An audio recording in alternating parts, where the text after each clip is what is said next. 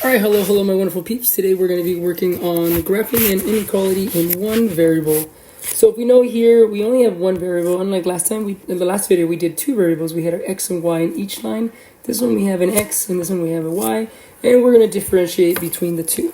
So when we're dealing with one variable and inequalities, we're going to graph it the same, just like if this was an equal sign, and then we're going to go ahead and apply the inequality rules. Okay, so if we did this, this would be x is equal to -3. Our x is actually here, and our y is actually here.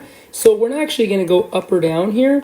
We're actually going to go left or right, because the x is based on, or the number is based on what the x is. So if our x is -3, that would be 3 in this direction, would be 1, 2, 3. So our point would actually be here. All right, and then because this is a line based on this, we would actually make our line now here, and then we just go up and down the number 3.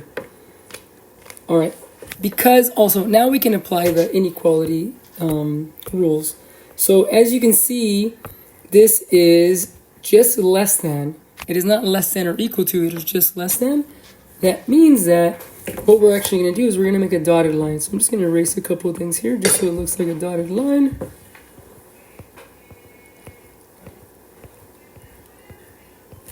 Alright, the dotted line just means that it's not included. So remember, if it has an equal to, just like this one does over here, that means it's going to be a solid line because the line is included. But on this case, it's not included. So we're going to go here.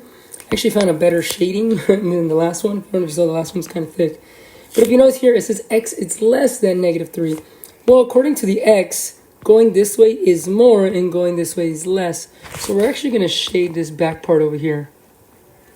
And everything on this side of the dotted line will be the answer. Oop, a little too far there.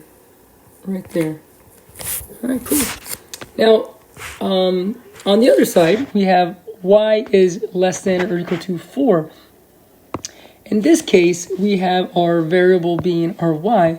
Once again, we have our x down here and our y's here. So we're going to be going up or down according to what's necessary. Once again, we're going to pretend the less than or equal to is not here. We're going to graph it like if it was an equal sign, and then we're going to go ahead and apply the inequalities.